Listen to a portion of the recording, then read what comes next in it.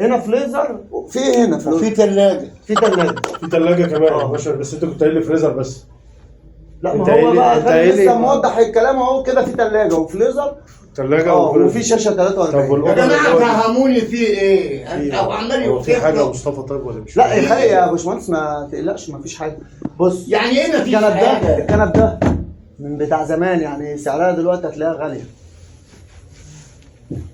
الكنب ده عموله يا خال ولا؟ يا عم هو في ايه عموله ولا مش عموله؟ انا عايز افهم ده فيه. خشب ام دي اف يعني، ده حاجه. شوف يا باشمهندس، شوف انت الدنيا معاك ايه. طيب اتكلم في بالنسبه التفاصيل على طول. للستاير والمروحه هتاخد كله يا باشا. بس بص عشان تبقى ياخد ايه؟ انا عايز افهم فيه انجز يا ايه؟ باشمهندس مصطفى بالله انجز عليك. ايه؟ انا عايز افهم فيه مش ايه؟ فاهم حاجه عامه يعني. انا مش انا لا، بقى عايز لا. افهم. اقعد يا خليل. الراجل ده جاي يعمل صلى ايه؟ على النبي. طب يا حاج صلى على جاي النبي. يعمل ايه؟ صلى على النبي. انا هفهمك. انا طب هفهمك. اقعد وهنفهم. ازاي انا كنت صلى على مخنوق النبي. نايم طب صلى على سامعك النبي. وعمال صلى على النبي. انا هفهمك والله. الراجل كان بيكلمك استريح فاتكلمت. بس. طب اقعد. بيكلمني ازاي؟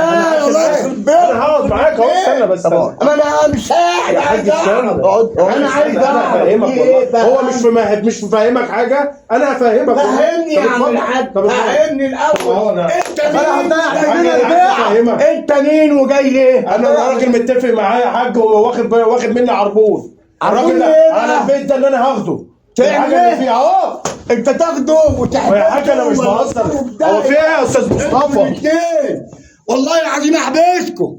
يا حاج صلى انت على في ايه يا النبي. عم؟ فلوسي دلوقتي اعمل انا إيه؟ مالي نايم يا حاج معاك. واخد مني 50,000 جنيه. بقول لك ايه، ما تخلينيش اعملها معاك انت. يا استاذ مصطفى اقعد يا خالد بالله عليك. خلاص انا مش هقعد. هقتلهولك هنا. اقتلوا يا عم ولا يموت في داهيه. انت بايعه؟ طب انا هاخده. الاثنين تمروا في داهيه.